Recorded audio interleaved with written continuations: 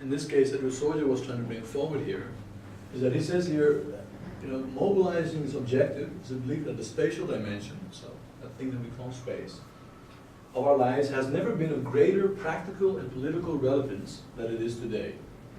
Whether we are attempting to deal with increasing ways to act politically, to deal with growing problems of poverty, racism, sexual discrimination, and environmental degradation, or simply trying to understand multiplying geopolitical conflicts around the world. Different organizations, countries, politics coming together.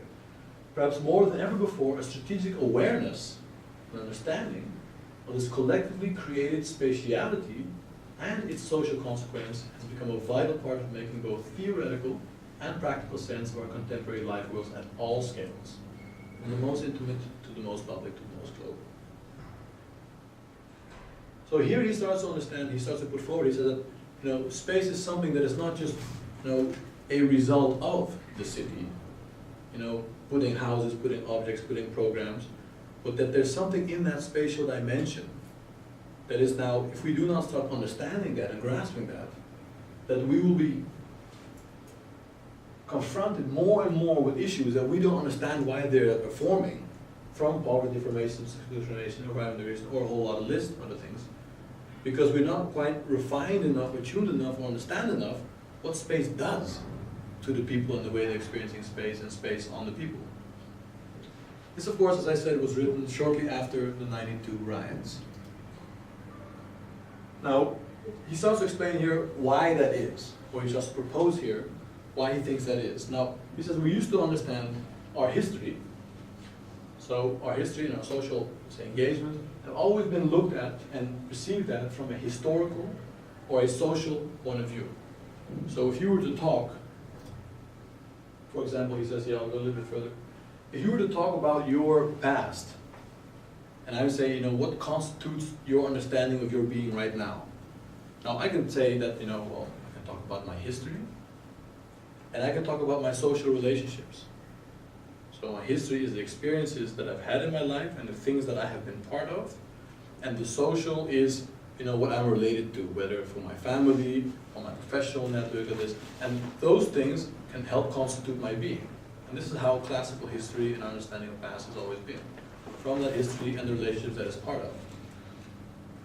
What he starts to propose here, he says, well, if we start now including a spatial understanding on those two, so not to replace the social and the historical, but to complement, to say a growing awareness of the simultaneously and interwoven complexity of the social, historical, and the spatial, their inseparability and interdependence.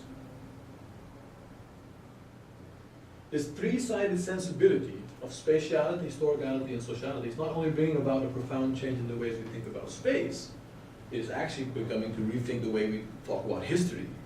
Because now suddenly it's not just actions in history, as we've been notified, and peoples in histories, but the spaces that those actions and those peoples have been part of.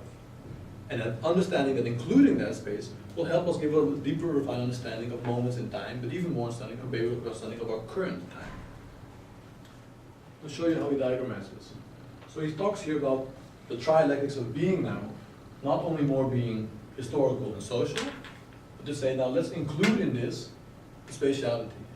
Now it's very important in this sense that we're not talking about replacing all sciences or other ways of doing it. We're talking about complementing them and weaving them into each other.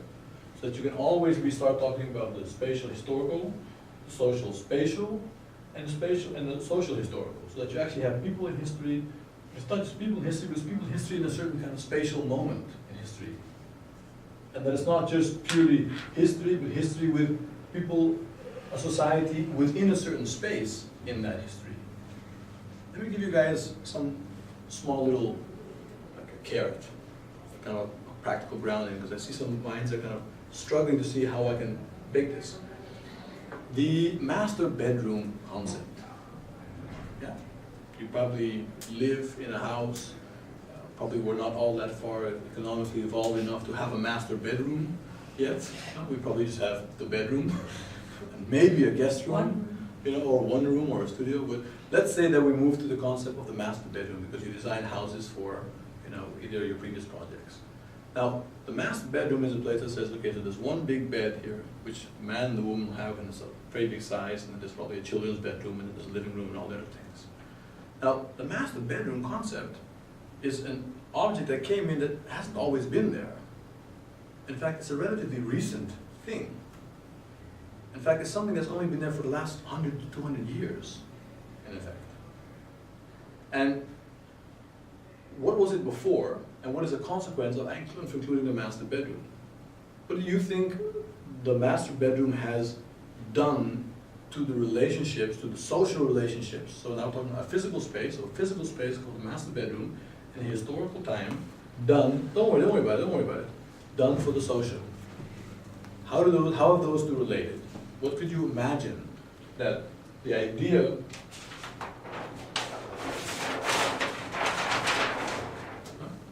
physical space, that's the bedroom, in a historical time, so to the individuals that were part of that. How does these, in the past, without including the spatiality, we would talk about 1850s and the people and how they lived. So if I ask you about the family structure of the 1850s, someone say, yeah, we had maybe 8 or 10 children, and that was back in the 1850s. And they were either aristocrats, or they were poor, or whatever. But this was how we talk about them. We didn't think more to it, because we just thought that they were then there, and that's what they were doing, right? So now let's talk about, for a simple little moment, this architectural moment, the master bedroom. But how does that, which wasn't there in 1750, but you also had the people, and you had some other kind of sleeping arrangement. What did this do? How can this affect? But it didn't just happen to be there. They created it, right? So Yeah, so what would you gain by not describing, by also describing the spatial things if if it's sufficient to just describe the social change that led to the creation of a master We're bedroom? first we're investigating a question. We're asking what has this done? What is the difference of acknowledging this moment and not doing that by challenging to try and find out what this spatial moment could have done for the relationship here? But Because they don't have an idea. I think the relationship was first, and then Yeah, then they emerged without a doubt. But because you don't know the relationship, you're going to deal with, okay, this is what you have. This is how you do analysis, because you don't know the cause, you only know the effect. So you start with the effect, that's how you do research. Because in Haiti, you also don't know why exactly who and what and this, why these trade embargoes or why these relations. No, that's the consequence. So we're looking at, this is it. So we're being researchers here. We're giving another tool to say, let's see if we can understand ourselves and our history by including this. So does anyone have an idea? I mean, throw something out. There's no right or wrong, guys. It changed the relationship of parents with their children. Okay, good. Parents and children relationship. I mean, privacy. So let's say maybe in the past we could have had all the family members together in the same room. Maybe the past, and maybe so this is maybe one thing. So now there's a split. So they're not all in one communal space. Anyone else? Perhaps also has to do something with privacy or something. Go on. I think that if you consider that everybody was sleeping in one room, now the parents they have their own privacy. They can discuss other things when everybody's around, or you get another social. Okay. So issues of privacy are shifted and intimacy. Okay. So this offers then another thing. So we've got now, intimate mother-wife, and the kids, either are split together or in one room or whatever else, another configuration. Now, what was another model? It also changed the way we configured space within the setting itself. That, of course, that without a doubt, because now we have a kind of a space that we give, authority to. Master bedroom, it has a name, master bedroom. What is another spatial, if they weren't all together, what could be another way that they might have been sleeping in the past? Living room. So let's say that this might be from what economic class would this be? Everyone living all together, one room. Well, there were already two working. Huh? There are only the rich and the poor, and most of them were poor. And So this would just be the one room. rich or poor? Poor. Okay, so this is now the poor guys. What about the rich guys? How were they living?